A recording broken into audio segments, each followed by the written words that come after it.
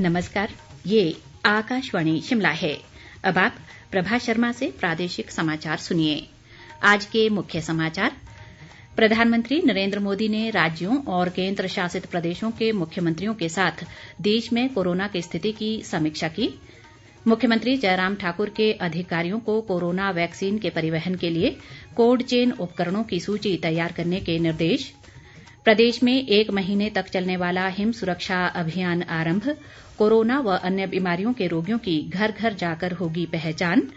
और प्रदेश कांग्रेस ने राज्य के 4 जिलों में रात्रि कर्फ्यू का विरोध किया। कोविड-19 महामारी के खिलाफ देश एकजुट होकर लड़ रहा है। आप भी हमारे साथ सुरक्षा और बचाव के 3 आसान एहतियाती उपायों का संकल्प लें। कोविड-19 से बचाव और सुरक्षित रहने के 3 उपाय। मास्क लगाएं, 2 गज दूरी है जरूरी, सुरक्षित दूरी रखें, हाथ और मुंह साफ रखें। अब समाचार विस्तार से।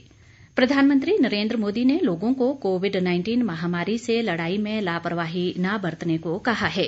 संक्रमित लोगों का पता लगाने और जांच बढ़ाने की आवश्यकता पर बल देते हुए नरेंद्र मोदी ने कहा कि भारत कोविड के साथ मजबूती से लड़ रहा है। उन्होंने देश में कोविड की स्थिति की समीक्षा के लिए राज्यों और केंद्र शासित प्रदेशों के मुख्यमंत्रियों के साथ आज वर्चुअल बैठक के दौरान ये बात कही। प्रधानमंत्री ने कहा कि स्वस्थ होने की अच्छी दर के मद्देनजर बहुत से लोग सोचने लगे हैं कि वायरस कमजोर हो गया है। उन्होंने सतर्क किया कि इस तरह की सोच से असावधानी बढ़ती है। प्रधानमंत्री ने कहा कि वैक्सीन तैयार करने वाले अपना काम कर रहे हैं, लेकिन इसके साथ ही ये सुनिश्चित करने की भी आवश्यकता है कि लोग सतर्क रहें और वायरस के फैलने पर अंकुश लगा रहे। इस बीच मुख्यमंत्री जयराम ठाकुर ने वैक्सीन के परिवहन के लिए अधिकारियों को भारत सरकार के समक्ष प्रस्तुत करने के लिए आवश्यक कोल्ड चेन उपकरणों की सूची तैयार करने के निर्देश दिए हैं। मुख्यमंत्री ने ये आदेश प्रधानमंत्री के साथ आज वीडियो कॉन्फ्रेंसिंग के माध्यम से हुई बैठक के बाद दिए। उन्होंने अधिकारियों की एक बैठक की अध्यक्षता करते हुए कहा कि कोरोना महामारी को फैलने से रोकने के लिए केंद्र व प्रदेश सरकार द्वारा निर्धारित दिशा निर्देशों का कड़ाई से पालन किया जाए। मुख्यमंत्री ने स्वास्थ्य प्राधिकरणों को हिम सुरक्षा अभियान पर भी कड़ी नजर रखने को कहा ताकि इस अभियान को सफल बनाया जा सके। मुख्यमंत्री जयराम ठाकुर ने आज शिमला शहर में स्वच्छता बनाए रखने के लिए शिमला स्मार्ट सिटी मिशन के तहत 2 सफाई मशीनों को हरी झंडी दिखाकर रवाना किया। मुख्यमंत्री ने इस मौके पर कहा कि ये मशीनें इटली से लाई गई हैं। उन्होंने कहा कि ये मशीनें पहले से ही चंडीगढ़, मोहाली, इंदौर, रांची, नोएडा और अन्य शहरों में सफलतापूर्वक कार्य कर रही हैं। कांग्रेस विधायक विक्रमादित्य सिंह ने प्रदेश सरकार से अगले महीने धर्मशाला में होने वाले विधानसभा के शीतकालीन सत्र पर पुनः विचार करने की मांग की है। उन्होंने कहा कि विधानसभा का शीतकालीन सत्र धर्मशाला के बजाय शिमला में ही बुलाया जाना चाहिए। इससे सरकार की करोड़ों रुपए की बचत होगी। विक्रमादित्य सिंह ने आज शिमला में एक बयान में प्रदेश में बढ़ते कोरोना मामलों पर चिंता जताई है और कहा कि सरकार इससे निपटने में पूरी तरह विफल रही है। उन्होंने कहा कि कोरोना काल में प्रदेश की अर्थव्यवस्था पूरी तरह चौपट हो गई है। इसके विपरीत सरकार का अपने खर्चों पर कोई नियंत्रण नहीं है और प्रदेश को कर्ज के बोझ तले दबाया जा रहा है। अंतर्राष्ट्रीय श्री रेणुका मेला आज भगवान परशुराम की पालकी की पूजा अर्चना के साथ ही विधिवत रूप से आरंभ हो गया। उपायुक्त सिरमौर आरके परूथी ने इस मौके पर भगवान परशुराम की पालकी को कंधा दिया, जबकि राज परिवार की ओर से देव पालकियों का स्वागत किया गया। उपायुक्त ने इस अवसर पर कहा कि हिमाचल प्रदेश अपनी समृद्ध संस्कृति और परंपराओं के लिए जाना जाता है। उन्होंने कहा कि मेले हमारी संस्कृति और परंपराओं को अगली पीढ़ी तक पहुंचाने में अहम भूमिका निभाते हैं। उन्होंने ये भी कहा कि कोरोना महामारी को देखते हुए इस बार मेला सूक्ष्म रूप से मनाया जा रहा है। प्रदेश भाजपा महामंत्री व वूल फेडरेशन के अध्यक्ष त्रिलोक कपूर ने प्रदेश कांग्रेस अध्यक्ष कुलदीप सिंह राठौर को जयराम सरकार पर टिप्पणियां करने के बजाय अपनी पार्टी की ओर ध्यान देने की सलाह दी है।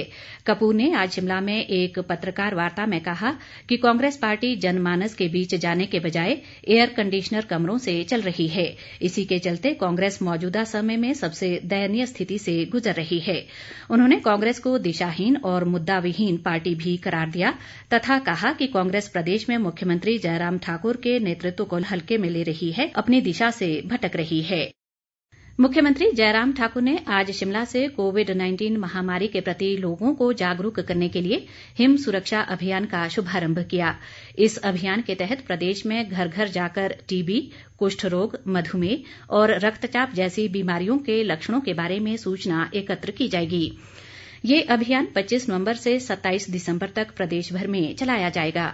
इस अभियान के तहत न केवल लक्षण वाले कोरोना मरीजों को खोजा जाएगा, बल्कि अन्य बीमारियों से ग्रसित रोगियों को भी सूचीबद्ध किया जाएगा। उन्होंने अभियान को सफल बनाने के लिए प्रदेश के लोगों से बीमारियों और स्वास्थ्य मापदंडों के बारे में उचित जानकारी प्रदान कर स्वास्थ्य कर्मियों को सहयोग देने की अपील की। प्रदेश कांग्रेस अध्यक्ष कुलदीप सिंह राठौर ने कोरोना के बढ़ते मामलों के दृष्टिगत राज्य के 4 जिलों में रात्रि कर्फ्यू को पूरी तरह अव्यावहारिक करार दिया है। राठौर ने आज शिमला में एक पत्रकार वार्ता में कहा कि प्रदेश में शीतलहर दिनों दिन बढ़ रही है। ऐसे में रात में लोग सिर्फ मजबूरी में ही घर से बाहर निकलते हैं। ऐसे में रात्रि कर्फ्यू का कोई औचित्य नहीं है और कांग्रेस इसका पुरजोर विरोध करती है। उन्होंने सरकार पर कोरोना संक्रमण के प्रति संवेदनहीन होने का आरोप लगाया। राठौर ने कहा कि अगर प्रदेश में कोरोना को लेकर सभी मापदंडों का पालन किया जाता तो आज स्थिति इतनी भयानक नहीं होती। उन्होंने ये भी आरोप लगाया कि मुख्यमंत्री जयराम ठाकुर भाजपा की आंतरिक कलह से परेशान हैं, इसलिए कोई भी प्रभावी निर्णय नहीं ले पा रहे हैं। प्रदेश में कोरोना मामलों में वृद्धि लगातार जारी है और ये संख्या बढ़कर 35,057 तक पहुंच गई है। आज प्रदेश में अभी तक 276 नए कोरोना मामलों की पुष्टि हुई है। इनमें सर्वाधिक 181 मामले शिमला जिला में दर्ज किए गए हैं। इसके अलावा चंबा में 32, किन्नौर में 24, मंडी में 20, कांगड़ा में 8, सिरमौर में 6, सोलन में 4 और हमीरपुर में 1 कोरोना पॉजिटिव मामले की पुष्टि हुई है। इस दौरान 405 संक्रमित लोग स्वस्थ भी हुए हैं। स्वास्थ्य विभाग द्वारा जारी बुलेटिन के अनुसार मौजूदा समय में प्रदेश में कोरोना के 6,537 सक्रिय मामले हैं, जबकि 27,923 मरीज अब तक स्वस्थ हो चुके हैं। प्रदेश में अभी तक 561 लोगों की कोरोना से जान जा चुकी है। प्रदेश के जनजातीय क्षेत्रों में आज तीसरे दिन भी रुक रुक कर बर्फबारी होती रही। इससे पूरा जनजातीय क्षेत्र कड़ाके की ठंड की चपेट में है। लाहौल स्पीति के केलंग में आज न्यूनतम तापमान -2.7, कल्पा में -1.6, डलहौजी में 0.9 और मनाली में 1.2 डिग्री सेल्सियस दर्ज किया गया। हमारे कुल्लू जिला संवाददाता आशीष शर्मा के मुताबिक जिले की ऊंची चोटियों में आज दिन भर रुक रुक कर हिमपात होता रहा, जबकि निचले क्षेत्रों में बारिश जारी है। प्रसिद्ध पर्यटक स्थल सोलंग नाला, धुंधी, कोठी और गुलाबा में भी आज दूसरे दिन बर्फबारी हुई, जिसका आनंद लेने बड़ी संख्या में पर्यटक पहुंचे। इस बीच मौसम विभाग ने आज और कल राज्य में वर्षा तथा बर्फबारी की संभावना जताई है।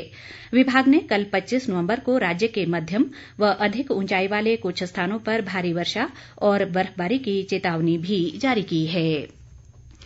इंदिरा गांधी मेडिकल कॉलेज शिमला और डेंटल कॉलेज टीचर एसोसिएशन सैम डिकॉट के आज संपन्न हुए चुनाव में डॉक्टर राजेश सूद को एसोसिएशन का अध्यक्ष चुना गया। इसके अलावा डॉक्टर रामलाल शर्मा को उपाध्यक्ष, डॉक्टर घनश्याम शर्मा को महासचिव और डॉक्टर सुधीर शर्मा को कोषाध्यक्ष चुना गया। अंत में मुख्य समाचार एक बार फिर।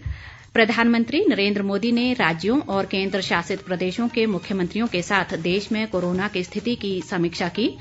मुख्यमंत्री जयराम ठाकुर के अधिकारियों को कोरोना वैक्सीन के परिवहन के लिए कोल्ड चेन उपकरणों की सूची तैयार करने के निर्देश। प्रदेश में 1 महीने तक चलने वाला हिम सुरक्षा अभियान आरंभ। कोरोना व अन्य बीमारियों के रोगियों की घर घर जाकर होगी पहचान। और प्रदेश कांग्रेस ने राज्य के 4 जिलों में रात्रि कर्फ्यू का विरोध किया। इसी के साथ ये समाचार बुलेटिन समाप्त हुआ। नमस्कार।